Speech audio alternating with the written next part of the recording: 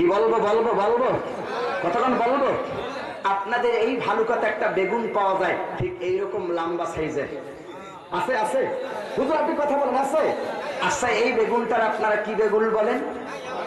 হ্যাঁ, কাটকে বেগুন, লম্বা বেগুন, কাটকা।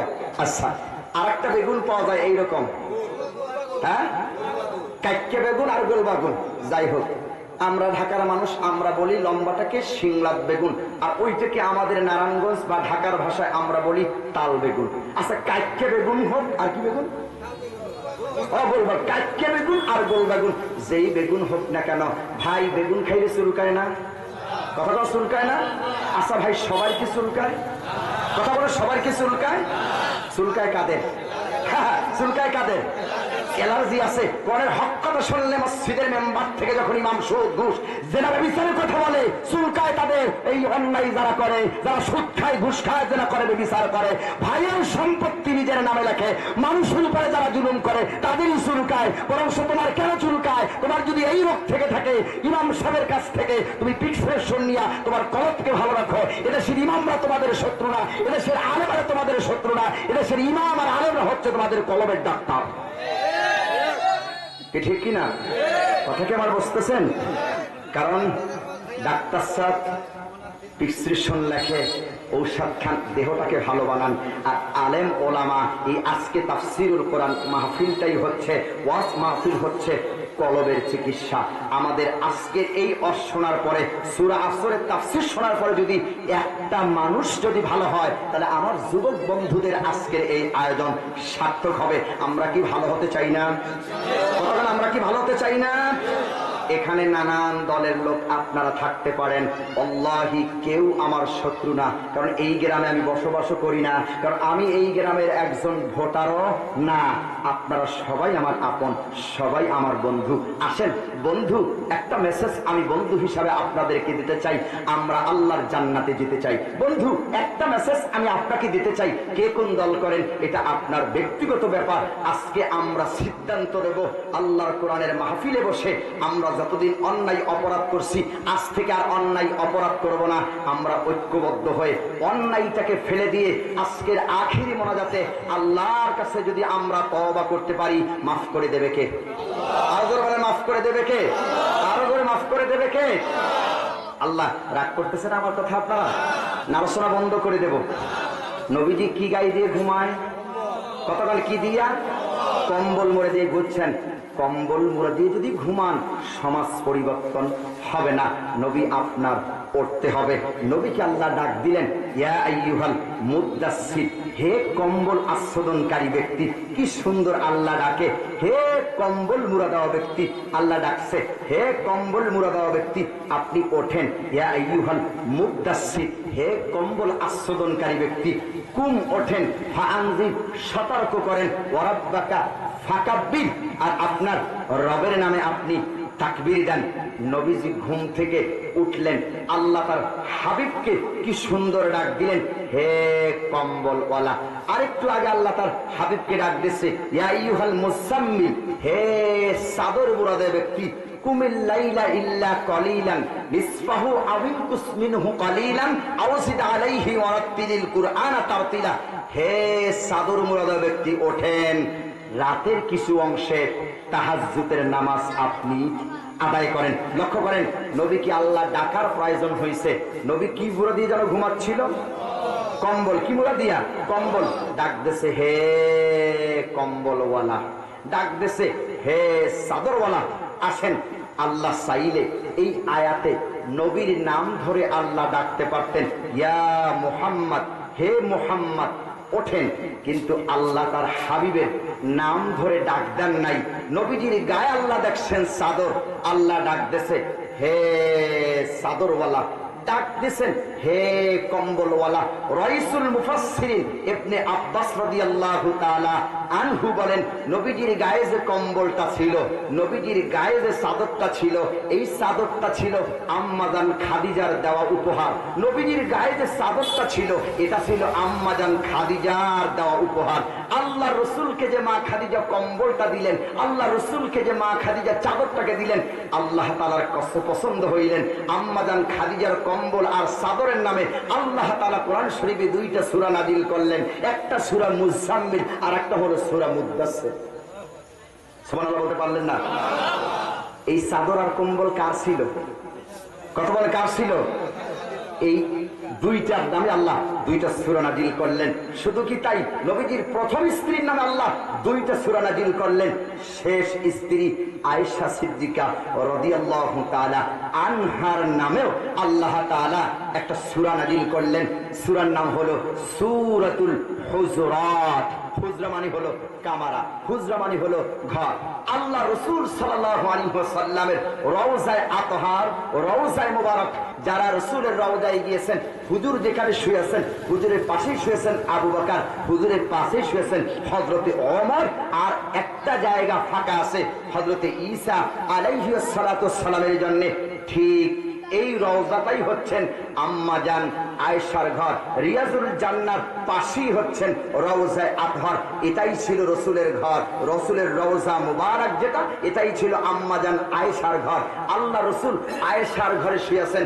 আল্লাহ তাআলা আয়েশার ঘরটাকে পছন্দ করে কোরআন শরীফে একটা সূরা দিলেন। সূরার নাম হলো সূরাতুল হুজুরাত মাদানিয়া। বলেন সূরাতুল হুজুরাত মাদানিয়া। তাহলে আয়েশার নামে আল্লাহ কোরআন শরীফে সূরা দিলেন, সূরার নাম হুজুরাত। খাদিজার নামে আল্লাহ তাআলা সূরা দিলেন, সূরার নাম মুদ্দাসসির, সূরার নাম মুজাম্মিল। সম্মানিত উপস্থিতি, এইবার লক্ষ্য করেন, আল্লাহ রাসূল ঘুমিয়ে আছেন, আল্লাহ তাআলা সূরা মুদ্দাসসির, সূরা মুজাম্মিল নাযিল করলেন। নবীজিকে আল্লাহ তাআলা ডাক দিলেন, হে কম্বল আচ্ছাদনকারী ব্যক্তি, হে কম্বল মোড়া দেওয়া ব্যক্তি, আপনি ওঠেন। নবীজি ঘুম থেকে উঠলেন, গা থেকে কম্বলটাকে নবীজি সরায় ফেললেন। আল্লাহ সাথে সাথে আর একটা আয়াত নাযিল করলেন, ওয়া আনজির আশীরাতাকাল আকরাবিন। হে নবী, আপনার নিকটতম লোকদেরকে আপনি দাওয়াত দেন, আহ্বান করেন, কালেমার দাওয়াত দেন। নবীজি ঘুম থেকে উঠলেন, ঘুম থেকে উঠে চিন্তা করলেন, আমার সবচেয়ে আপন মানুষকে, নিকটতম মানুষকে। এবার লক্ষ্য করেন, স্ত্রীর জন্য সবচেয়ে আপন হলো স্বামী, আর স্বামীর জন্য সবচেয়ে আপন হলো স্ত্রী। স্ত্রী আর স্বামীর ভালোবাসা আল্লাহ তাআলা বলেন আমি রহমত করুণার ভিতরে পরিণত করে দেই। আল্লাহ নবী লক্ষ্য করে দেখলেন, আমার সবচেয়ে এখন আপন মানুষ হলো আমার স্ত্রী খাদিজা। আল্লাহ নবী খাদিজাকে ডাক দিলেন, ডেকে বললেন, খাদিজা, এই তো কেবলমাত্র আমার কাছে আল্লাহ কোরআন শরীফের সূরা আলাকের 5টি আয়াত অবতীর্ণ করলেন। ও খাদিজা, আল্লাহ তাআলা আয়াত নাযিল করে জানাই দিলেন, আমি তোমাকে জানো দাওয়াত দেই। ও খাদিজা, আমি আল্লাহর নবী, তুমি মানো কিনা? ও খাদিজা, আমি আল্লাহর নবী, তুমি মানো কিনা? খাদিজা, আমি আল্লাহর রাসূল, তুমি মানো কিনা? খাদিজা এক বাক্যে বললেন, ইয়া রাসূলুল্লাহ, আপনি যে আল্লাহর নবী তাতে কোনো সন্দেহ নাই। আল্লাহ রাসূল জিজ্ঞেস করলেন, ও খাদিজা, আমি আল্লাহ নবী, তুমি কেমন করে বিশ্বাস করলে? খাদিজা বলে, ইয়া রাসূলুল্লাহ, ইয়া হাবিবাল্লাহ, আমি ছোট্টবেলায় দেখেছি আপনি যখন মাঠের ভিতরে উট আর দুম্বা বকরি ভেড়াগুলো যখন চড়াতে যেতেন, আমি দেখেছি আকাশের মেঘমালা এসে আপনার মাথার উপরে ছায়া দেয়, আপনি ওই ছায়ার ভিতরে উট দুম্বা বকরি ভেড়াগুলো চলান। ইয়া রাসূলুল্লাহ, আমি সেই দিন বুঝতে পেরেছি আপনি আল্লাহর নবী, তাতে কোনো সন্দেহ নাই। ইয়া রাসূলুল্লাহ, ইয়া হাবিবাল্লাহ, আপনার মুজিজা দেখে আমি খাদিজা পাগল হয়ে গেছি, তাই আমি 40 বছর বয়সের সময় ইয়া রাসূলুল্লাহ আপনাকে আমি বিবাহ করেছি। খাদিজা বলে, ইয়া রাসূলুল্লাহ, আপনি আর দেরি করবেন না, আমারে কালেমা পড়ায় দেন, লা ইলাহা ইল্লাল্লাহু মুহাম্মাদুর রাসূলুল্লাহ। নারীদের ভিতরে সর্বপ্রথম আম্মাজান খাদিজা ইসলাম গ্রহণ করলেন। আম্মাজান খাদিজা ইসলাম গ্রহণ করার পর এবার নবীজির বাল্য বন্ধু, যার সম্পর্কে আজকে কোরআনুল কারীমের সূরা 103 নম্বর সূরা তেলাওয়াতকৃত সূরা আসর আল্লাহ যার শানে নাযিল করেছেন, সেই আবু বকরের কাছে আল্লাহর নবী চলে গেলেন। আল্লাহ নবী গিয়ে বলছেন, ও আবু বকর, আমি আল্লাহর নবী, তুমি মানো কিনা?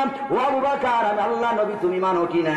আবু বকর বলে, ইয়া রাসূলুল্লাহ, ইয়া হাবিবাল্লাহ, আপনি যে আল্লাহর নবী তাতে কোনো সন্দেহ নাই।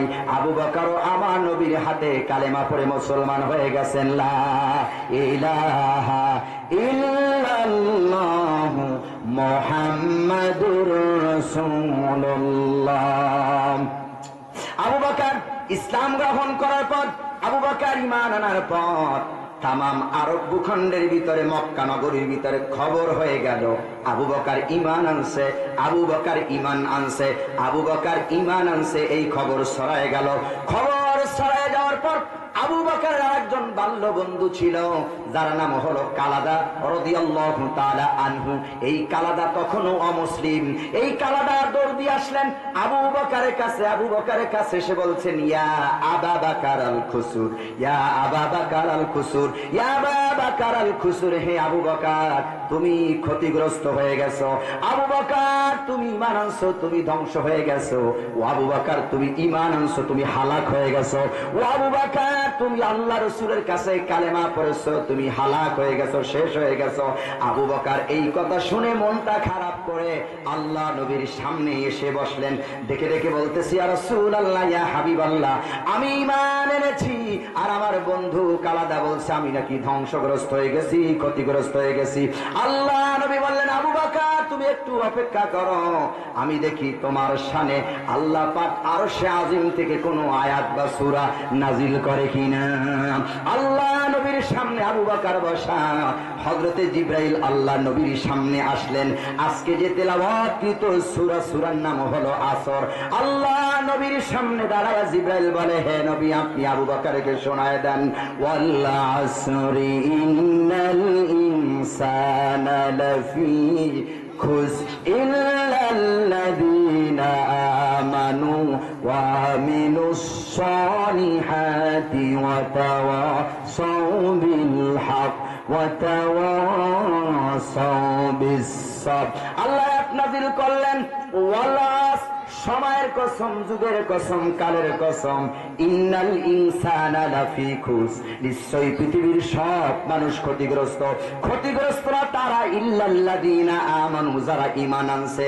এই আয়াত দ্বারা প্রমাণ হলো আবু বকর, তুমি ঈমান আনছো, তুমি ক্ষতিগ্রস্ত হও নাই, তুমি হালাক হও নাই, ধ্বংসগ্রস্ত হও নাই, বরং তো তোমরা যারা ঈমান আনো নাই তোমরাই ধ্বংসগ্রস্ত হয়েছো। আবু বকর, তুমি ঈমান আনছো, তুমি লাভবান হয়ে গেছো। সুবহানাল্লাহ বলেন। সূরা আসর কার শানে নাজিল হলো? কথা বলেন, কার শানে? কেন নাজিল হলো? আবু বকরের বন্ধুর নাম ছিল কালাদা। কালাদা এসে বলছেন, ইয়া আবা বকর আল খুসুর, হাদিসের ভাষা, ইয়া আবা বকর আল খুসুর। খুসুর শব্দের অর্থ হচ্ছেন ক্ষতিগ্রস্ত। ক্ষতিগ্রস্ত হয়েছে, তুমি ঈমান আনছো। এই কথা যখন বললেন আবু বকরের মনটা কেবল খারাপ হয়ে গেল। কেবল মাত্র ঈমান আনলো আর বন্ধু এসে বললেন তুমি ধ্বংসগ্রস্ত হয়েছে, মনটা তো খারাপ হওয়ার কথাই। দৌড় দিয়ে চলে গেছেন আল্লাহ নবীর কাছে, ইয়া রাসূলুল্লাহ, আমি ঈমান আনছি, আর আমার বন্ধু কালাদা বলল, আমার সহপাঠী বন্ধু বলল আমি নাকি ধ্বংসগ্রস্ত হয়েছে। রাসূল বললেন, আবু বকর, তুমি চিন্তা করো না, দেখি আরশে আজিমের মালিক আল্লাহ তোমার শানে কোনো আয়াত বা সূরা নাজিল করে কিনা। আবু বকর নবীজির শানে বসা, নবীজির সামনে বসা। হযরতে জিবরাইল আয়াত নিয়ে আসলেন, সূরা নিয়ে আসলেন। সূরার নাম কি? দেখি এতক্ষণে কি বুঝলেন? সূরার নাম কি? আরো বড়, সূরার নাম কি? তাহলে এই সূরা আসরটা নাজিল হলো নবীজির বন্ধু কার সম্পর্কে? আবু বকর। বলেন, কার সম্পর্কে? আবু বকর সম্পর্কে। এটা কি আপনারা জানতেন? কথা বলেন, জানতেন? তাহলে সূরা আসর নাজিল হলো কার শানে? কথা বলেন, কার শানে? আবু বকর নবীজির কি হয়? কথা বলেন, কি হয়? শ্বশুর। আবু বকর কি হয়? বন্ধু। আবু বকর কি হয়? হিজরতের সাথী। আবু বকর কি হয়? নবীজির বাল্য বন্ধু। আবু বকর কি হন? ইসলামের প্রথম খলিফা। আয়েশা সিদ্দিকা রাদিয়াল্লাহু তাআলা আনহা রাসূলকে জিজ্ঞেস করলেন, ইয়া রাসূলুল্লাহ, সবচাইতে আমল ভালো কার? আয়েশা জিজ্ঞেস করলেন, ইয়া রাসূলুল্লাহ, সবচাইতে আমল ভালো কার? হযরত রাসূল সাল্লাল্লাহু আলাইহি ওয়াসাল্লাম বললেন, সবচেয়ে আমার আমল ভালো হচ্ছেন সাহাবীদের মধ্যে হযরতে ওসমান। আবার জিজ্ঞেস করলেন, তারপর কার? হুজুর বললেন, আলী। তারপরে কার? হযরতে ওমর। তিনবার জিজ্ঞেস করলেন হযরতে আয়েশা। আল্লাহ রাসূল তিনজন সাহাবীর নাম বললেন, আয়েশা কেঁদে ফেললেন। আর জিজ্ঞেস করলেন, তাহলে আবু বকরের আমল কি ভালো না? আল্লাহ রাসূল ডেকে বললেন, শোনো আয়েশা, তুমি কেঁদো না, শোনো, तमाम পৃথিবীর সাহাবীদের আমল যদি এক পাল্লায় রাখি, আমার উম্মতের আমল যদি এক পাল্লায় রাখি, আর আমার আবু বকরের আমল যদি এক পাল্লায় রাখি, তাম পৃথিবীর আমার উম্মতের আমল সাহাবীদের আমলের থেকে আমার আবু বকরের আমলের পাল্লাটা অনেক বেশি ওজন হয়ে যাবে। তাহলে আবু বকর সাহাবী মর্যাদা কার কাছে বেশি? কথা বলে কার কাছে?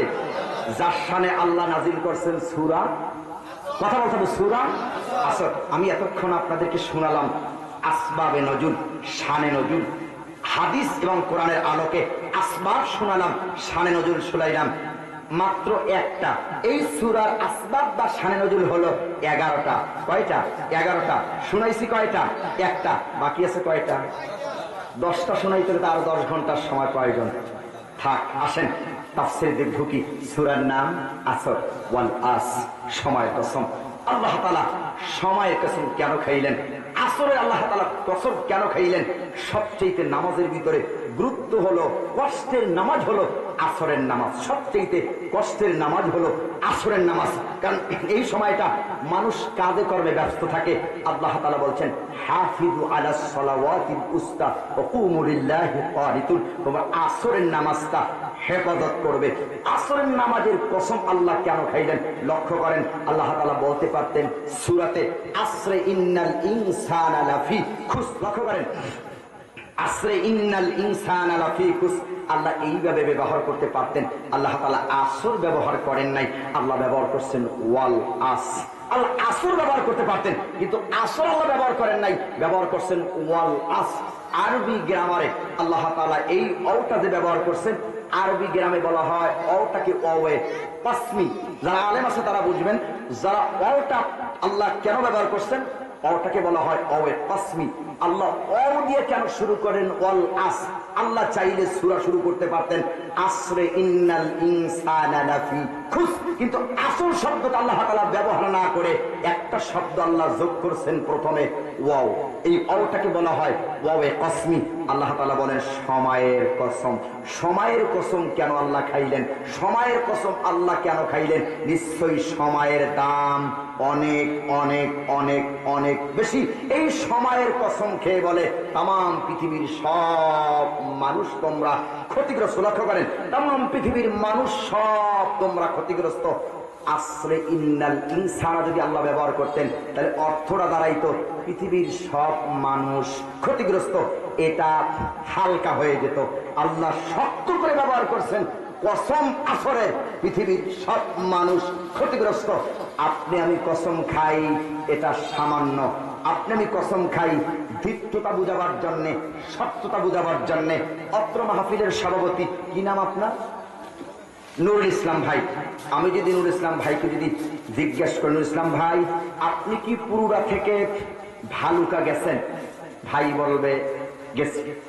আবার যদি প্রশ্ন করি, কারি সাহেব আপনি কি পুরুরা থেকে ভালুকা গেছেন? স্বাভাবিক। আবার যদি আমি জিজ্ঞেস করি, কারি সাহেব আপনি কি পুরুরা থেকে ভালুকা গেছেন? বলবে হ্যাঁ গেছি, স্বাভাবিক। আবার যদি জিজ্ঞেস করি যে আপনি কি পুরুরা থেকে ভালুকা গেছেন, দেখবেন উনি রেগে মেগে গিয়ে বলবেন আল্লাহর কি রে, আল্লাহর কসম, ওয়াল্লাহি তাল্লাহি বিল্লাহি, আল্লাহর নামের কসম খেয়ে বলছি আমি পুরুরা থেকে ভালুকা গেছি। যিনি প্রশ্ন করছেন, প্রশ্নকারী আর বসতে বাকি নাই। হুজুর যখন আল্লাহর নামে কসম খেয়েছেন, অবশ্যই অবশ্যই অবশ্যই গেছেন। ঠিক আল্লাহ কসম খেয়েছেন, স্বাভাবিক না, খুব ধৃষ্টতা শক্ততা আল্লাহ বুঝাইয়া বলছেন সময়ের কসম পৃথিবীর সব মানুষ ক্ষতিগ্রস্ত। আল্লাহ কসম কেন খান? আসেন আরেকটু সামনের দিক আমি আলোচনা করলে কি আপনাদের কষ্ট হবে? কতক্ষণ কষ্ট হবে? আল্লাহ কসম কেন খান একটু উদাহরণ দিলে বুঝতে আপনার আরো সুবিধা হবে। আল্লাহ সূরা আসরে কেন কসম খাইলেন? আপনাদেরকে এখন একটা প্রশ্ন করি, বলেন তো পৃথিবীতে সবচেয়ে সুন্দর কি? বলেন তো মানুষ সুন্দর কি? আরো যারা বলেন সুন্দর কি? মানুষ সুন্দর না বানর সুন্দর? কথা বলতে হবে, মানুষ না বানর? আমাদের দেশে কিছুদিন আগে একজন কবি, আপনারা যারা পত্র পত্রিকা দেখেন তারা দেখেছেন, এক কবি বলেছেন যে মানুষের উৎপত্তি নাকি বান্দর থেকে হয়েছে, মানুষের পূর্বপুরুষ নাকি বানর ছিল, আর বানর থেকে নাকি মানুষের উৎপত্তি হয়েছে। আপনারা জবাব দেন, বানর থাকে কই, ঘরে না গাছে? কতক্ষণ যে ব্যক্তি বলল যে মানুষের উৎপত্তি হয়েছে বানর থেকে, সে আছে কই? সে আছে কই? গাছা ঘরে কোথায় আছে? শোল মাছ চিনেন আপনারা, টাকি মাছও চেনেন। কেউ কি বলবে যে শৌলের পূর্বপুরুষ টাকি? হ্যাঁ, এই টাকি মাছগুলো ছোট্ট ছোট্ট গুড়া মাছ খেয়ে সব শৌলে পরিণত হয়েছে, কথা কি বলবে? পাবদা মাছ আর বোয়াল মাছ দেখতে কিন্তু একই রকম, একরকম কিনা? কোন পাগলও কি বলবে যে বোয়ালের পূর্বপুরুষ ছিল পাবদা? কতক্ষণ বলবে? তাহলে পাবদা পাবদাই, বোয়াল বোয়ালি, শোল শৌলি, টাকি টাকি। কয় বোতল যে খাইছে আল্লাহই জানে। মানুষের পূর্বপুরুষ নাকি বানর ছিল, নাউজুবিল্লাহ বলেন। আল্লাহ বলে মানুষ সুন্দর করে বানাইছি, বানর সুন্দর করে বানাই নাই। কত সুন্দর করে মানুষ বানাইছি। কাররামনা বানি আদম, আমি বানি আদমকে আল্লাহ সম্মানিত করেছি। মানুষকে আল্লাহ যত সম্মান দিয়েছি, পৃথিবীর কোন প্রাণীকে আমি আল্লাহ তো সম্মান দিই নাই, মানুষকে যত আমি আল্লাহ সম্মান দিয়েছি। মানুষের সম্মান বেশি না বানরের সম্মান বেশি?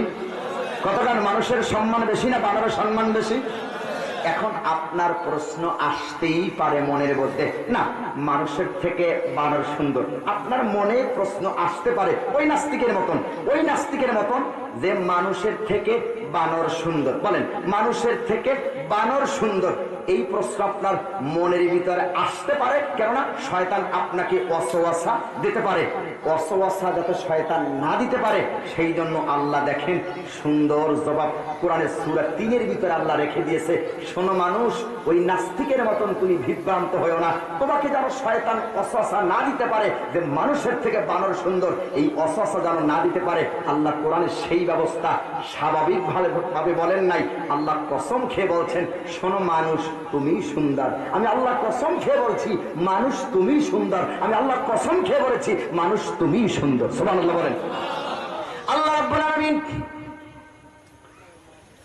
কসম খেয়ে বলে শোনো মানুষ, তোমাকে যেন শয়তান ওয়াসওয়াসা দিতে না পারে। শয়তান তোমাকে ওয়াসওয়াসা দিয়ে যেন বলতে না পারে বানর সুন্দর মানুষ সুন্দর নাম। শয়তান ওয়াসওয়াসা তোমাকে দিতে পারে বানর সুন্দর মানুষ সুন্দর নাম। আল্লাহ পাক বলে আমি মানুষকে যত সুন্দর করে বানাইছি, পৃথিবীর কোন প্রাণীকে আল্লাহ এত সুন্দর করে বানাই নাই। কত সুন্দর করে বানাইছেন আল্লাহ স্বাভাবিক ভাবে বলে নাই। আল্লাহ তাআলা কসম খেয়ে বলে তিনি ওয়াসাইতুনি ওয়া তুরি সিনিন ওয়া হাযাল বালাদিল আমিন লাকাদ খালাকনাল ইনসানা ফি আহসানি তাকওয়িম। আল্লাহ তাআলা লাকাদ খালাকনাল ইনসানা ফি আহসানি তাকওয়িম, আল্লাহ স্বাভাবিক ভাষায় বলতে পারতেন কিন্তু স্বাভাবিক ভাষায় বলেন নাই। এই কথা বলার আগে আল্লাহ 7টা কসম খাইছে। লক্ষ্য করেন, আল্লাহ 7টা কসম খেয়ে বলে মানুষ তোমাকে কত সুন্দর করে বানাইছি। দেখেন 4 জায়গায় আল্লাহ কসম খায়। তিনের কসম, যাইতুন যাইতুনের কসম, তুরি সিনিন সিনাই পর্বতের কসম, ওয়া হাযাল বালাদিল আমিন পবিত্র মক্কা নগরীর কসম। আল্লাহ 4টা কসম খাই। 3-এর কসম খেয়েছেন, যাইতুনের কসম খেয়েছেন, সিনাই পর্বতের কসম খেয়েছেন, পবিত্র মক্কা নগরীর কসম আল্লাহ তাআলা খেয়ে বলেন লাকাদ খালাকনাল ইনসানা ফি আহসানি তাকওয়িম। আমি আল্লাহ মানুষকে সুন্দর কাঠামোয় তৈরি করেছি, মানুষকে এত সুন্দর করে বানাইছি। ও মানুষ তুমি তোমার নিজের দিক তাকাও, ও মানুষ তুমি তোমার নিজের দিক তাকাও, কত সুন্দর করে বানাইছি। আলাম নাজআল লাহু আইনাইনি ওয়া লিসানান ওয়া শাফাতাইন ওয়া হাদাইনাহুন নাজদাইন। আল্লাহ পাক বলেন আলাম নাজআল লাহু আইনাইন, বান্দা তোরে কি আমি 2টা চোখ দেই নাই? ওয়া লিসানান, তোরে কি একটা জিহ্বা দেই নাই? ওয়া শাফাতাইন, বান্দা তোরে কি আমি 2টা ঠোঁট দেই নাই? এবার লক্ষ্য করেন আল্লাহ চক্ষু কেন দিল, জিহ্বাটা আল্লাহ কেন দিল, ঠোঁট 2টা আল্লাহ কেন দিল? প্রিয় মুরব্বী বাবা কান লাগান, আল্লাহ চক্ষু কেন দিলে? চক্ষু দিয়ে আপনি সিনেমা দেখবেন, যাত্রা দেখবেন, মোবাইলে অশ্লীল ছবি দেখবেন, সেই জন্য আল্লাহ চক্ষু দেয় নাই। আল্লাহ কানটা কেন দিলেন, জিহ্বাটা আল্লাহ কেন দিলেন, 2টা ঠোঁট আল্লাহ কেন দিলেন? আল্লাহ বলে চক্ষু তোরে কেন দিলাম, জিহ্বা আমি কেন দিলাম, কান আমি আল্লাহ কেন দিলাম, তোরে ঠোঁট 2টা আমি আল্লাহ কেন দিলাম? তুমি চক্ষু দিয়া যেন আমার এই কোরআন পড়তে পারো। আর মান আল্লামাল কুরআন খালাকাল ইনসান আল্লামাহুল বায়ান। সবাই পড়েন আর রহমানু আল্লামাল কুরআন খালাকাল ইনসান আল্লামাহুল বায়ান। আল্লাহ দয়াময় হে খোদা, আল্লাহ দয়াময় হে খোদা, করুণা কামি রহমান, তুমি দয়ালু, তুমি দাতা, তুমি মেহেরবান, করুণা কামি রহমান, করুণা কামি রহমান। আল্লাহ দয়াময় হে খোদা, আল্লাহ দয়াময় হে খোদা, করুণা কামি রহমান, তুমি দয়ালু, তুমি দাতা, তুমি মেহেরবান, করুণা কামি রহমান, করুণা কামি রহমান। মেঘের মাঝে বিদ্যুৎ চমক তোমারি জিকির করে, তোমার নামে ফোটায় ফোটায় বৃষ্টি ধরায় ঝরে। মেঘের মাঝে বিদ্যুৎ চমক তোমারি জিকির করে, তোমার নামে ফোটায় ফোটায় বৃষ্টি ধরায় ঝরে। মৃত্যু জমিন পানি পেয়ে, মৃত্যু জমিন পানি পেয়ে গায়ে যে তোমারি গান, করুণা কামি রহমান, করুণা কামি রহমান। বলেন আল্লাহ দয়াময় হে খোদা, আল্লাহ দয়াময় হে খোদা, করুণা কামি রহমান, তুমি দয়ালু, তুমি দাতা, তুমি মেহেরবান, করুণা কামি রহমান। আল্লাহু আকবার বলেন। তাহলে আল্লাহ চোখের জায়গায় চোখ দেছে, কানের জায়গায় কান দেছে, মুখের জায়গায় আল্লাহ মুখ দিয়ে বলে লাকাদ খালাকনাল ইনসানা ফি আহসানি তাকওয়িম, আমি মানুষকে সুন্দর গঠনায় তৈরি করেছি। এখন আপনারা বলেন মানুষকে সুন্দর করে বানাইছি, এই কথার আগে আল্লাহ কয়টা কসম খাইছে? কতক্ষণ? কয়টা? 4টা কসম খেয়ে বলেন আমি মানুষকে সুন্দর করে বানাইছি। আল্লাহ বলে পৃথিবীর সব মানুষ ক্ষতিগ্রস্ত, এই কথা বলার আগে আল্লাহ বলছেন ওয়াল আস, সময়ের কসম। আল্লাহ বলে সময়ের কসম, পৃথিবীর সব মানুষ ক্ষতিগ্রস্ত। ইনসান মানে হলো মানুষ। হিন্দু, খ্রিস্টান, বৌদ্ধ, মুসলমান যারা এতক্ষণ আমার আলোচনা শুনছেন, বক্তা, শ্রোতা, সবাই আমরা ক্ষতিগ্রস্ত। কথাকার ইনসান মানে মানুষ, ক্ষতিগ্রস্ত। আল্লাহ বলে পৃথিবীর সব মানুষ তোমরা ক্ষতিগ্রস্ত। এখন আসেন, ক্ষতি থেকে আমরা বাঁচতে চাই না? কথাকার ক্ষতি থেকে বাঁচতে চাই না? আসেন, ক্ষতি থেকে বাঁচার খুব সহজ আমি মুক্তাসার ভাবে বলে দিচ্ছি। ক্ষতি থেকে বাঁচার 4টা পদ্ধতি, ক্ষতি থেকে বাঁচার 4টা মাত্র পদ্ধতি। এই যে আল্লাহ কোরআনে বলছেন ইল্লাল্লাযিনা আমানু, ক্ষতি থেকে বাঁচার জন্য 1 নাম্বার যে কাজটা সেটা হলো ঈমান। 1 নাম্বার কি? ঈমান। বলেন 1 নাম্বার কি? ক্ষতি থেকে আমরা বাঁচতে চাই না, 1 নাম্বারে কি? ঈমান। ঈমান মানে কি? বিশ্বাস। কার উপরে? কার উপরে? কার উপরে? এখন আমাদের ঈমান আছে না? কতক্ষণ আমাদের ঈমান আছে না? হ্যাঁ, আমাদের যে ঈমান আছে তা আমি জানি, আমাদের ঈমান হলো দুর্বল। আমাদের ঈমান কি? কতক্ষণ আমাদের ঈমান কি? দুর্বল, নড়বড়। ঈমান আমাদের কি? দুর্বল, নড়বড়। তার একটা উদাহরণ দেই আপনাদের। এই ভালুকা থেকে ময়মনসিংহ শহরের দিকে আপনি যাচ্ছেন মিছিল নিয়া, নারায়ে তাকবীর আল্লাহু আকবার বলেন, নারায়ে তাকবীর আল্লাহু আকবার বলেন, নারায়ে তাকবীর আল্লাহু আকবার। ভালুকা থেকে ময়মনসিংহ যাচ্ছি মিছিল নিয়া, নারায়ে তাকবীর আল্লাহু আকবার বলেন, নারায়ে তাকবীর। হয় নাই? নারায়ে তাকবীর, আরো জোরে নারায়ে তাকবীর। এই মিছিল নিয়া ভালুকা থেকে ময়মনসিংহে দিয়ে যাচ্ছি ইমানের দাবিতে, নারায়ে তাকবীর আল্লাহু আকবার। মিছিল দিয়ে যাচ্ছি, নারায়ে তাকবীর আল্লাহু আকবার। যেহেতু আমি ইমানদার, নারায়ে তাকবীর আল্লাহু আকবার। মিছিল দিয়ে যাচ্ছি, পিছনে একটা আওয়াজ হয়েছে ঠাস। ইমানদার আর রাস্তায় নেই, রাস্তা যে যেখান থেকে পেয়েছে সেই দিক থেকে কি দৌড় দিয়েছে। এই হলো আমাদের ইমান, দুর্বল ইমান, নড়বড় ইমান। বদরের প্রান্তরে সাহাবায়ে কেরাম জীবন দিয়েছে, পালাইয়া যায় নাই। উহুদে জীবন দিয়েছে, পালাইয়া যায় নাই। খন্দকে জীবন দিয়েছে, পালাইয়া যায় নাই। আল্লাহ রাসূলের হাতে বায়াত গ্রহণ করেছেন, সাহাবায়ে কেরাম পালিয়ে যায় নাই। আর আমরা যদি ওই রকম বায়াত গ্রহণ করা হতো, আমাদের ইমান যদি টেস্ট করা হতো, তাহলে আমরা মসজিদ থেকেও পালাইয়া যাইতাম। তবে আমাদের ইমান কতটুকুন ভালোভাবে বুঝেন, আমাদের ইমান কতটুকুন। শুধুমাত্র ইমান নামাজ আর রোজা আর হজ আর যাকাতে আমরা বুঝি ইমানদার। ইমানদার মসজিদ থেকে বের হইলে আর ইমানদার থাকে না।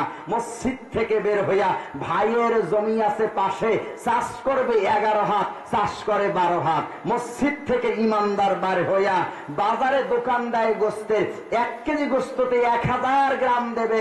এই ইমানদার মসজিদ থেকে বের হইয়া ক্রেতাকে 900 গ্রাম দেয়, 100 গ্রাম ফাঁকি দেয়। মসজিদ থেকে বের হইয়া ইমানদার মিথ্যা কথা বলে। তবে এরকম ইমানদার আপনাদের এই ভালুকাতে নেই। হ্যাঁ, আছে আছে আছে। ইমানদার হজ করতে কাবায় যায়, কাবায় গিয়ে দেখি কাবার চত্বরে ঘরে আর কয় লাব্বাইক আল্লাহুম্মা লাব্বাইক, লাব্বাইক লা শারীকা লাকা লাব্বাইক, ইন্নাল হামদা ওয়ান নি'মাতা লাকা ওয়াল মুলক লা শারীকা লাকা লাব্বাইক। কাবার চত্বরে ঘরে আর হজ করে। যদি কোনো হাজী সাহেব থাকেন রাগ করবেন না, আমিও আপনাদের দলের লোক। এই হাজী সাহেব হজ করতে গেছে, এই ইমানদার হজ করতে গেছে, বোনের জমি ঠকাইছে, ভাইয়ের সম্পত্তি ফাঁকি দিয়েছে, জনগণের সম্পত্তি ফাঁকি দিয়েছে। বোনের সম্পত্তি ফাঁকি দিয়া 5 লাখ টাকা দিয়া হজ করতে, 7 লাখ টাকা হজ করতে গিয়া কাবায় গিয়ে চত্বরে ঘরে আর বলে লাব্বাইক লাব্বাইক লাব্বাইক লাব্বাইক, হাজির হাজির হাজির। আল্লাহ কয় তুমি হজ করতেছো হাজির। আল্লাহ কয় ওরে বাটফার হাজির, তুমি মানুষে ফাঁকি দিয়েছো, বোনের আর ভাইরে ফাঁকি দিয়েছো, হক নষ্ট করে তুমি বলছো আমি হাজির। আল্লাহ কয় ও হাজির, তোর হস্ত কাবাই দূরের কথা, শাহজালাল আন্তর্জাতিক বিমানবন্দরে পৌঁছে নাই, কারণ তুই আমার বান্দার হক নষ্ট করেছো। আছে আছে আছে আছে। তবে আপনাদের এলাকাতে নেই। এরকম হক নষ্ট করেন কারা? একটু হাত জাগান তো। হ্যাঁ, এবার হাত জাগাবে না। লক্ষ্য করেন, কেউ আমার শত্রু না। হক 2 প্রকার, ভালোভাবে কান খাড়া করে শুনেন। হক 2 প্রকার। হকুল্লাহ, একটা হচ্ছে আমার আল্লাহর হক। হকুল্লাহ আমার আল্লাহর হক। হকুল আব বান্দার হক। আল্লাহর হক নষ্ট করেছেন, নামাজ পড়েন নাই, রোজা রাখেন নাই, হজ করেন নাই, যাকাত দেন নাই। আল্লাহ চাইলে মাফ করে দিতে পারেন, নাও দিতে পারেন, এটা আমার আল্লাহ তাআলার এখতিয়ার। আর বান্দার হক নষ্ট করেছেন, যতক্ষণ পর্যন্ত বান্দা না মাফ করবে ততক্ষণ আল্লাহ মাফ করবে না। আছে আছে বান্দার হক নষ্ট করে, কতক্ষণ আছে? তাহলে ওই মসজিদে গিয়ে ইমানদারি করে কোনো লাভ নাই। কপালে দাগ ফালাইলে লাভ নাই, হাঁটুতে দাগ পড়লে লাভ নাই। এরকম ইমানদার আমাদের দেশে, আমাদের মধ্যে আছে। বলেন, আমাদের দেশও আমাদের মধ্যে এরকম ইমানদার আছে। ভালোভাবে লক্ষ্য করেন। হজ করছেন ভালো কথা, হাজী সাহেব হয়েছেন ভালো কথা, মাওলানা হয়েছেন ভালো কথা, বক্তা হয়েছেন ভালো কথা, ধনাঢ্য ব্যক্তি হয়েছেন ভালো কথা। আপনার প্রতি ইমানদার আপনি দাবি করছেন, আপনার কি হক আছে আপনি কি জানেন? ইমানদার দাবি করছেন নামাজ রোজা হজ যাকাত দেয়া, ইমানদার দাবি করছেন না না না না, শুধু নামাজ রোজা হজ যাকাতেই বলে ইমানদার বলে না। আশপাশে কত অসহায় দরিদ্র মানুষ পড়ে আছে, কত মানুষ না খেয়ে জীবন কাটাচ্ছে, তাদের খোঁজ খবর নেওয়া এটা আপনার ইমানই দায়িত্ব। আমি কি আর একটু বাড়বো? কতক্ষণ আর একটু সামনে বাড়বো? তা 2-1 লোক ওঠা বসা করছেন, মনে হয় কষ্ট হচ্ছে না, ইস্তেঞ্জা যাচ্ছে। আমি আর একটু বাড়ি। লক্ষ্য করেন, নামাজ রোজা হজ যাকাত মনে করছেন ইমান, না না না। নামাজ রোজার মতনই আশপাশে অসহায় দরিদ্র মানুষের খোঁজ খবর নেওয়া এটাও ইমানের দায়িত্ব। মানুষের হক বুঝিয়ে দেওয়া এটাও ইমানের দায়িত্ব। আপনার স্ত্রীর হক আদায় করা এটা আপনার দায়িত্ব। সন্তানের হক আদায় করা এটা ইমানের দায়িত্ব। জনগণের হক আদায় করা এটাও আপনার ইমানই দায়িত্ব। আপনার পাড়া প্রতিবাসীর হক আদায় করা এটাও ইমানের দায়িত্ব। কথা একটু লম্বা হয়ে যাবে, খুব গভীর মনোযোগ। একজন মুহাদ্দিস, একজন আল্লাহর ওলি, যার নাম আব্দুল্লাহ বিন মুবারক রাহমাতুল্লাহি আলাইহি, তিনি একজন বুজুর্গানে দিন, একজন মুহাক্কিক আলেম, একজন মুহাক্কিক মুহাদ্দিস, বড় মাপের একজন আলেম। তিনি হজ করতে যাবেন, আল্লাহর ঘরে রওনা হবেন, টাকা পয়সাগুলো গাঁঠুরি বেঁধে তিনি দাঁড়িয়ে আছেন, হজ করতে যাবেন, সাথে সাথে হজ করতে যাবেন, গাঁঠুরি বেঁধে টাকাগুলো রেখে দাঁড়িয়েছেন। এমত অবস্থায় ছোট্ট একটা ছেলে এসে কান্না শুরু করছেন। জিজ্ঞেস করলেন, বাবা কাঁদো কেন? ছেলেটি বলছেন, আব্বা পাশের বাড়িতে গিয়েছিলাম, ওই পাশের বাড়িওয়ালা গোস্ত রান্না করেছে, আর আমার সামনে তারা গোস্তগুলো খেয়েছে, কিন্তু নিষ্ঠুর বাড়িওয়ালা একটা টুকরা গোস্ত আমারে দেয়নি। সম্মানিত উপস্থিতি, এবার লক্ষ্য করেন, নামাজ রোজা হজ আর যাকাত দিয়ে বেহেশতে যাবেন না, না না, বেহেশত তো সহজ নয়। কিয়ামতের দিন আল্লাহ পাক প্রশ্ন করবেন, ইয়াতাসাআলুনা আনিল মুজরিমিন মা সালাকাকুম ফি সাকার ক্বালু লাম নাকু মিনাল মুসাল্লিন ওয়া লাম নাকু নুতি'মুল মিসকিন। আল্লাহ জাহান্নামী লোকদেরকে জিজ্ঞাসা করবেন, ও জাহান্নামীরা, আজকে তোমরা কেন জাহান্নামে এলে? কোন অপরাধে তোমাদেরকে জাহান্নামে নিয়ে আসা হলো? অপরাধীরা, জাহান্নামী লোকেরা দুইটা কথা বলবে, দুইটা অপরাধের কারণে আজকে আমাদেরকে জাহান্নামে নিয়ে আসা হয়েছে। এক নাম্বার অপরাধ ছিল ক্বালু লাম নাকু মিনাল মুসাল্লিন, এক নাম্বার অপরাধ ছিল আমরা নামাজ পড়ি নাই, ওয়া লাম নাকু নুতি'মুল মিসকিন, আর আমরা মিসকিনদেরকে খেতে দেই নাই, এটা ছিল আমার অপরাধ। লক্ষ্য করেন, অপরাধীরা বলবেন দুইটা অপরাধ, এক নম্বরে নামাজ না পড়া, এতিম আর মিসকিনদেরকে খেতে না দেওয়া, এই দুই কারণে আমরা জাহান্নামে এসেছি। এইবার বন্ধুগণ কানটা লাগান, আব্দুল্লাহ বিন মুবারক রহমাতুল্লাহ আলাইহি হজ করতে যাবেন কাবায়। ছোট্ট ছেলে কান্না শুরু করলেন, জিজ্ঞেস করলেন, কেন বাবা কাঁদো? বলে, পাশের বাড়িতে গোস্ত রান্না করে স্যার আমার সামনে গোস্ত খেয়েছে, কিন্তু নিষ্ঠুর বাড়িওয়ালা একটা টুকরা গোস্ত আমারে দিল না। এবার আব্দুল্লাহ বিন মুবারক ছেলের মাথায় হাত বোলাইয়া কান্না বন্ধ করে পাশের বাড়িতে দৌড় দিয়া চলে গেলেন, গিয়া ডাক দিলেন, বাড়িওয়ালা বাড়িতে আছো কিনা? বলে, হ্যাঁ আসি। বাড়িওয়ালা বাড়িওয়ালা যখন সামনে এলেন, আব্দুল্লাহ বিন মুবারক প্রশ্ন করলেন, ও বাড়িওয়ালা রে, তোমরা কি আজকে গোস্ত রান্না করেছো? বলে, হ্যাঁ গোস্ত রান্না করেছি। নিষ্ঠুর বাড়িওয়ালা রে, একটা টুকরা গোস্ত আমার সন্তানের কেন দিলে না? সন্তানকে কেন কাঁদালে? একটা টুকরা গোস্ত কেন দিলে না? এইবার বাড়িওয়ালা ডেকে বলে, হুজুর, ও আব্দুল্লাহ বিন মুবারক, আপনি হলেন সাহেবে মাল, আপনি হলেন ধনী মানুষ, আপনি হলেন টাকা পয়সাওয়ালা মানুষ। হুজুর, আমরা গরিব মানুষ, মাঠে ময়দানে গিয়েছিলাম হুজুর কাজ করার জন্য, কোথাও কাজ আমার মিলে নাই, আমি কাজ কোথাও পাই নাই। বাড়ির দিকে আমি আসতেছিলাম, আর মনে মনে ভাবতেছিলাম, আমার চুলায় বোধহয় আজকে আর আগুন জ্বলবে না। আমি বাড়ির দিক আসতেছিলাম, যখন রাস্তার পাশে লক্ষ্য করে দেখলাম, তখন আমার বাড়ির দিকে আসতেছিলাম, যখন রাস্তার পাশে লক্ষ্য করে দেখলাম, তখন রাস্তার পাশেই পড়ে আছে একটা মরা গরু। হুজুর, ওই মরা গরুর চামড়া আমি ছিললাম, ওখান থেকে মরা গরুর কিছু গোস্ত হুজুর আমি নিলাম। মরা গরুর গোস্ত নিয়ে আমার বিবির হাতে দিয়া বললাম, বিবি রে, গোস্ত রান্না করো। আমার বিবি মরা গরুর গোস্ত রান্না করলো, গোস্ত হয়ে গেল, পরিবার পরিজন সকলকে নিয়ে গোস্ত খেতে শুরু করলাম। এমত অবস্থায় আপনার ছোট্ট ছেলেটা আমাদের কাছে চলে আসছে, হুজুর আপনি বলেন, মরা গরুর গোস্ত না দিয়া আমি বাড়িওয়ালা ভুল করছি কিনা? আব্দুল্লাহ বিন মুবারক দাঁড়ায় দাঁড়ায় কান্দার কয়, আল্লাহ, আমি হজ করতে কাবায় যাই, আর আমার বাড়ির পাশের মানুষগুলো না খেয়ে খেয়ে মরে যায়। আল্লাহ, আমি হজ করার জন্য কাবায় যাই, আর আমার বাড়ির পাশের মানুষগুলো না খেয়ে খেয়ে মরে যায়। আমি আব্দুল্লাহ বিন মুবারক মনে করি, আমার সবচাইতে বড় হজ হলো অসহায় দরিদ্র মানুষের খোঁজ খবর নিয়া তার বাড়িতে খাবার পৌঁছায়া দেওয়া। এত বড় মুহাদ্দিস,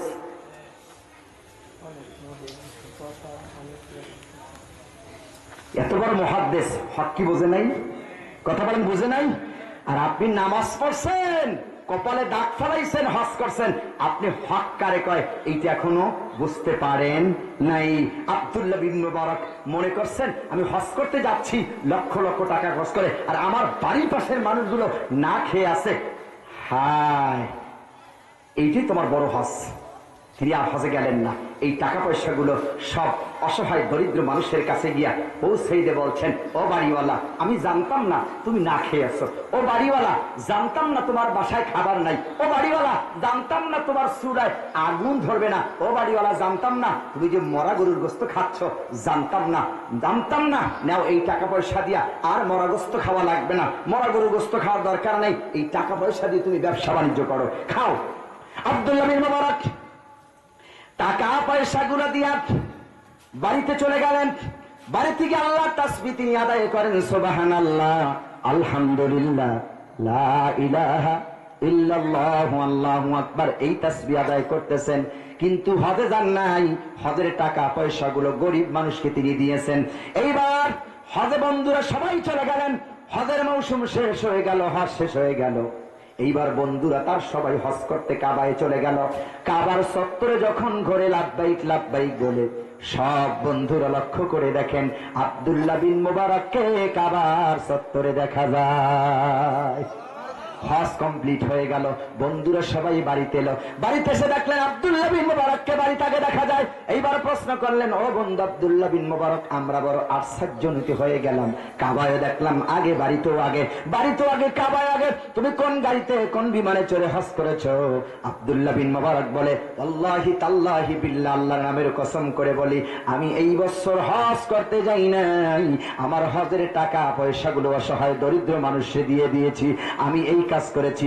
আল্লাহ তাআলা ওহী ইলহাম আব্দুল্লাহ বিন মুবারকের সদরের ভিতরে, কলবের ভিতরে দিয়ে দিয়ে জানায় দেয়, ও আব্দুল্লাহ বিন মুবারক, তুমি যে হজ করতে কাবায় যাও নাই, তোমার হজের টাকা পয়সাগুলো অসহায় দরিদ্র মানুষকে দিয়েছো, তুমি হক আদায় করেছো, এই কাজটি আমি আল্লাহর কাছে ভালো লেগেছে। ও আব্দুল্লাহ মুবারক, শোনো, তোমার হজকে আমি আল্লাহ কবুল করে নিয়েছি। শুধু হজ কবুল করে নেই নাই, এই বছর যত হাজিরা হজ করতে এসেছিলেন প্রত্যেক হাজিদের হজকে আমি আল্লাহ কবুল করে নিয়েছি। আল্লাহ রে ডাক, আল্লাহ রে ডাক, সবাই একটু ডাক দেন, আল্লাহ রে ডাক, আল্লাহ রে ডাক, আল্লাহ রে ডাকিলে বান্দা, আল্লাহ রে ডাকিলে বান্দা গুনাহ হবে মাফ। আল্লাহ রে ডাক, সবাই আল্লাহ রে ডাক, আল্লাহ রে ডাক, আল্লাহ রে ডাকলে বান্দা, আল্লাহ রে ডাকলে বান্দা সিনা হবে পাক। আল্লাহ রে ডাক, যখন তোমার কেউ ছিল না তখন ছিলাম আমি, এখন তোমার সব হয়েছে পর হয়েছি আমি। ওর যখন তোমার কেউ ছিল না তখন ছিলাম আমি, এখন তোমার সব হয়েছে পর হয়েছি আমি। আবার যখন তোমার কেউ থাকবে না, যখন তোমার কেউ থাকবে না, থাকবে না আল্লাহ পাক। আল্লাহ রে ডাক, আল্লাহ রে ডাক, আল্লাহ রে ডাকলে বান্দা, আল্লাহ রে ডাকলে বান্দা সিনা হবে পাক। আল্লাহ রে ডাক, লা ইলাহা ইল্লাল্লাহ, লা ইলাহা, লা ইলাহা ইল্লাল্লাহু মুহাম্মাদুর রাসূলুল্লাহ। সকলে বলি সাল্লাল্লাহু আলাইহি ওয়াসাল্লাম। সম্মানিত উপস্থিতি, আলোচনা করতেছিলাম ক্ষতিগ্রস্ত হবে না তারা, ঈমান আছে যাদের। এখন আমাদের ঈমান আছে, তবে কি ঈমান ধরে বলছিলাম? দুর্বল। আমাদের ঈমান কি? দুর্বল। আমাদের ঈমান কি? দুর্বল। এখন আমরা ইমানদার দাবি করছি কোথায়? মসজিদে, মাদ্রাসায়, নামাজে, হজে, যাকাতে আমরা ইমানদার মনে করছি। আর কত মানুষ যে না খেয়ে মরে গেছে, কত মানুষ যে অসহায় আছে, তার খোঁজ খবরই নাই। আপনি যদি ইমানদার হয়ে থাকেন, এই খোঁজ খবর নেবেন, এই হক আপনার আদায় করতে হবে, এটাও ইমানের দায়িত্ব। এখন কত জায়গাতে হক আমরা নষ্ট করছি, সেদিকে যদি আমি আলোচনা করি, আমরা সবাই ধরা পড়ে যাব। মা বোন যারা আছে, মা বোন তার স্বামীর হক নষ্ট করছে, স্বামী তার স্ত্রীর হক নষ্ট করছে। তবে আপনাদের এই এলাকাতে মনে হয় এরকম নাই। স্বামীর খেদমত আজকাল আমাদের দেশের মা বোনেরা করতে চায় না। এই স্বামীর খেদমত করা, এটা হলো স্ত্রীর জন্য হক, স্ত্রীর জন্য কি হক। আর স্ত্রীর হক আদায় করা এটা স্বামীর জন্য কি হক, বলেন স্বামীর জন্য হক। কিন্তু আমাদের দেশের এমনও পুরুষ আছে, এমনও স্বামী আছে, এই ঘরের ভিতরে যখন এই স্বামী যখন ঢোকে তখন স্ত্রী দোয়া ইউনুস পড়ে, লা ইলাহা ইল্লা আনতা সুবহানাকা ইন্নী কুনতু মিনাজ জালিমিন। আছে আছে, এরকম পুরুষ আছে, কথায় কথায় দোষ ধরে, কথায় কথায় রাগ করে, এরকম আছে না নাই? আল্লাহ রাসূল বলছেন আমার কাছে 4টা জিনিস প্রিয়। প্রিয় বন্ধুরা আমার লক্ষ্য করেন, 4টা জিনিস আল্লাহ রাসূলের কাছে প্রিয়। কয়টা? কথা বলতে কয়টা? 4টা জিনিস আল্লাহ রাসূলের কাছে প্রিয়। তিরমিজির হাদিস, আল্লাহ রাসূল বলেন 1 নাম্বার আমার কাছে প্রিয় হলো নামাজ। 1 নাম্বার কি? নামাজ। আল্লাহ রাসূল বলে 1 নাম্বার আমার আল্লাহর কাছে সবচেয়ে প্রিয় হলো নামাজ। 2 নাম্বারে আমার কাছে প্রিয় হলো আমার স্ত্রী। 3 নাম্বার আল্লাহ রাসূল বলছেন আমার কাছে প্রিয় হচ্ছেন মেসওয়াক। 4 নাম্বার আল্লাহ রাসূল বললেন আমার কাছে পছন্দ হচ্ছেন সুগন্ধি মানে আতর। কয়টা প্রিয়? গঠন কয়টা? 1 নম্বরে কি? নামাজ। 2 নম্বরে স্ত্রী বা বিবি। 3 নম্বরে রাসূল বললেন মেসওয়াক। 4 নম্বরে বললেন হুজুরে খুশবু বা আতর। আতর কয়টা প্রিয়? 4টা। এখন আল্লাহ রাসূলের হাদিস লক্ষ্য করেন, তিরমিজির বর্ণনা, বুখারীর বর্ণনা। আল্লাহ রাসূল বলে প্রথম আমার কাছে প্রিয় হচ্ছে নামাজ, 2 নম্বরে হলেন স্ত্রী। রাসূলুল্লাহ বলছেন যে স্বামী তার স্ত্রীর কাছে প্রিয় ওই স্বামী আল্লাহর কাছেও প্রিয়। সুবহানাল্লাহ বলতে পারলেন না? যেই স্বামী তার স্ত্রীর কাছে প্রিয় সেই স্বামী আল্লাহর কাছে প্রিয়। আল্লাহ রাসূল বলেন যে স্বামী তার স্ত্রীকে খুশি রেখে মারা যাবে ওই স্বামী আল্লাহর জান্নাতে প্রবেশ করবেন। অপরদিকে আল্লাহ রাসূল বলছেন যে স্ত্রী তার স্বামীকে খুশি রেখে মারা যাবেন ওই স্ত্রীও আল্লাহর জান্নাতে চলে যাবেন। তার একটা উদাহরণ বা মিসাল দিলে আপনাদের বুঝতে খুব সুবিধা হবে। আল্লাহ রাসূল সবচেয়ে স্ত্রীদের ভিতরে ভালোবাসতেন, প্রথম স্ত্রী, সব স্ত্রীকে ভালোবাসতেন কিন্তু খাদিজাকে আল্লাহ রাসূল বেশি ভালোবাসতেন, সবচেয়ে বেশি ভালোবাসতেন। কেন আল্লাহ রাসূল খাদিজাকে বেশি ভালোবাসতেন? লক্ষ্য করেন কোরআনের ওই সূরা আয়াত, ইয়াউমা ফিররুল মারউ মিন আখিহি ওয়া উম্মিহি ওয়া আবি ওয়া সাহিবাতিহি ওয়া বানি। আল্লাহ রাসূল একদিন আয়েশার কাছে শুয়েছেন, শুনতেছেন কি আপনারা? আল্লাহ রাসূল আয়েশার কাছে শুয়েছেন, ঘুমাচ্ছেন হুজুর আয়েশার কাছে। হঠাৎ করে আয়েশার ঘুম ভেঙে দেখলো আল্লাহ রাসূল আয়েশার কাছে নাই। কোথায় গেল? আয়েশা রাদিয়াল্লাহু তাআলা আনহা খুঁজতে খুঁজতে মসজিদে নববীতে চলে গেল, যেখানে দাঁড়িয়ে আল্লাহ রাসূল খুতবা দিতেন। ওই মসজিদে নববীতে আল্লাহ রাসূল মোনাজাতের ভিতরে কাঁদতেছেন, ওই আয়াত তেলাওয়াত করে, হে আল্লাহ, কিয়ামতের দিন মা তার সন্তানকে চিনবে না, সন্তান তার মাকে চিনবে না, ভাই তার ভাইকে চিনবে না, বোন তার বোনকে চিনবে না, পীর তার মুরিদকে চিনবে না, মুরিদ তার পীরকে চিনবে না। হে আল্লাহ, কিয়ামতের ওই কঠিন দিনে যেন আমি আমার স্ত্রীকে খাদিজাকে যেন হারায় না যাই। হে আল্লাহ, কিয়ামতের কঠিন দিনে যেন আমি আমার স্ত্রী খাদিজাকে হারিয়ে যেন না যাই। এই দোয়া করতেছেন আল্লাহ রাসূল মোনাজাতের মধ্যে। ঠিক মসজিদ নববীর পিলারের সাথে দাঁড়িয়েছিলেন, হুজরা থেকে একটু বেরিয়ে কান লাগাইছিলেন আয়েশা। আয়েশা শুনতেছেন, বিদ্যা খাদিজার জন্য আল্লাহ রাসূল দোয়া করতেছেন। যত কিছুই হোক, যত কিছুই তো হোক, হিংসাতে একটু লাগার কথা বলেন, হিংসাতে একটু লাগারই কথা। আল্লাহ রাসূল সাল্লাল্লাহু আলাইহি ওয়াসাল্লাম দোয়া শেষ করে আম্মাজান আয়েশার ঘরে প্রবেশ করলেন। সব দিন এসে দেখে আয়েশার মুখে হাসি খুশি, আজকে হাসি খুশি নাই। হুজুর জিজ্ঞেস করেন, আয়েশা, সব সময় আসি তোমার মুখে দেখি হাসি খুশি, আজকে কেন হাসি খুশি দেখছে না? আয়েশা বললেন, ইয়া রাসূলুল্লাহ, আপনার সুন্দরী স্ত্রী হিসাবে, সুন্দরী রমণী হিসাবে কি আপনি কাউকে কি পান নাই? 40 বছরের একজন বৃদ্ধা নারীকে আপনি বিবাহ করলেন 25 বছরের যুবক হয়ে, আর এই বৃদ্ধার কথা আপনার এত কেন মনে পড়ে? আল্লাহ রাসূল কেঁদে ফেললেন আর বললেন, শোনো আয়েশা, খাদিজা সম্পর্কে এমন মন্তব্য তুমি করো না। ও আয়েশা, খাদিজা সম্পর্কে তুমি এমন মন্তব্য করো না। ও আয়েশা, খাদিজা রাদিয়াল্লাহু তাআলা আনহা সম্পর্কে এমন মন্তব্য করো না। শোনো আয়েশা, তোমরা হলো সবাই আমার সুখের সময় স্ত্রী, আর খাদিজা হলো আমার দুঃখের সময়ের স্ত্রী। যখন আমার মক্কা মদিনায় আশ্রয় কেউ ছিল না, যখন আমাকে কেউ ভালোবাসতো না, তখন আমাকে যিনি বেশি ভালোবাসতেন তার নাম খাদিজা। যখন বেশি ভালোবাসতেন তার নাম খাদিজা। যিনি টাকা পয়সা, উট দুম্বা বকরি ভাড়া ইসলামের জন্য দিয়েছেন তিনি আর কেউ নন, তিনি হলেন খাদিজাতুল কুবরা রাদিয়াল্লাহু তাআলা আনহা। যখন আল্লাহ রাসূল খাদিজার কথা বলতে বলতে কেঁদে ফেললেন, আয়েশা রাদিয়াল্লাহু তাআলা আনহা আল্লাহর নবীর পায়ের উপরে পড়ে গেলেন, ডেকে ডেকে বলছেন, ইয়া রাসূলুল্লাহ, আপনি আমার গোস্তাকি মাফ করে দেন, আমি জানতাম না। হুজুর, আপনি আমাকে ক্ষমা করে দেন। খাদিজা সম্পর্কে এমন মন্তব্য আর কোনদিন আমি করব না। তবে ইয়া রাসূলুল্লাহ, ইয়া হাবিবাল্লাহ, আপনি খাদিজা সম্পর্কে আমাকে আরো একটু শোনান।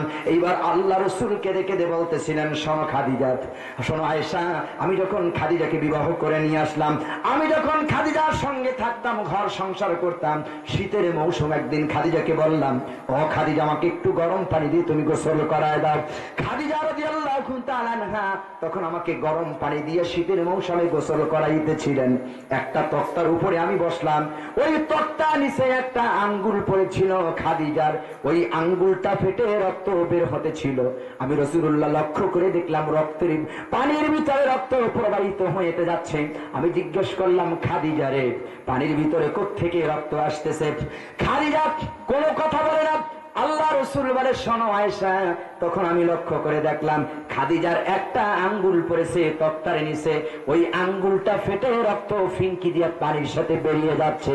আমি তাড়াতাড়ি করে উঠলাম, খাদিজার আঙ্গুলটা ব্যান্ডেজ করে দিলাম আর বললাম, খাদিজা, প্রথমবার তোমার যখন আঙ্গুল তক্তার নিচে পড়েছিল তখন তুমি কেন বললে না, তুমি কেন করে উঠলে না? খাদিজা কেঁদে কেঁদে বলি, ইয়া রাসূলুল্লাহ, ইয়া হাবিবাল্লাহ, আপনি কি জানেন আমি কাকে গোসল করাইতেছিলাম? সাইয়্যিদুল মুরসালিন, আশরাফুল আম্বিয়া, ইমামুল মুরসালিন, খাতামুন নবিয়্যিন, রাহমাতুল লিল আলামিন, এই নবীকে আমি গোসল করাইতেছিলাম। এই নবীর সাথে কেমন করে বেয়াদবি করি, কেমন করে উঠতে পারি? আল্লাহ রাসূল কেঁদে ফেললেন আর বললেন, খাদিজা, প্রথমবারে যখন আঙ্গুল পড়েছে কেন তুমি আমাকে বললে না? সাথে সাথে আল্লাহ রাসূলের আঙ্গুলটা ব্যান্ডেজ করে দিলেন। আর সাজিমের মালিক আল্লাহ তাআলা আম্মা জান খাদিজার প্রতি রাজি খুশি হয়ে গেলেন। আল্লাহ রাসূল খাদিজার সাথে শুয়েছেন, হঠাৎ করে জিজ্ঞেস করলেন, ও খাদিজা, তো যখন খাদিজা মাঝে মাত্তালা হয়ে যাবেন, ইন্তেকাল করবেন, আল্লাহ রাসূলকে খাদিজা তো ভালোবাসতেন, হুজুরকে কাছে ডাকলেন, হুজুরও কাছে চলে গেলেন। এইবার ডেকে বলেন, ইয়া রাসূলুল্লাহ, আমার মন বলছে আমি আর পৃথিবীতে বাঁচবো না, হয়তো অল্প সময়ের ভিতরে আমি দুনিয়া থেকে বিদায় হয়ে যাব। ইয়া রাসূলুল্লাহ, আমি আর বাঁচবো না, অল্প সময়ের ভিতরে আমি দুনিয়া থেকে বিদায় হয়ে যাব। ইয়া রাসূলুল্লাহ, আপনি আমার তিনটা আবদার পূরণ করবেন। হুজুর ডেকে বললেন, খাদিজা, তোমার কি তিনটা আবদার? এক নাম্বার আবদার বললেন, খাদিজা রাসূলুল্লাহ, আমি যখন ইন্তেকাল করব, আপনি আপনার চাদর মোবারক দিয়ে আপনি আমার কাপনের কাপড়টা সারবেন। দুই নাম্বার আবদার হলো, হুজুর, আপনি নিজেই জানাজা নামাজ পড়বেন। তিন নাম্বারে হলো, কবরের ফেরেশতাদের সওয়াল জবাব আপনি দিয়ে দিবেন।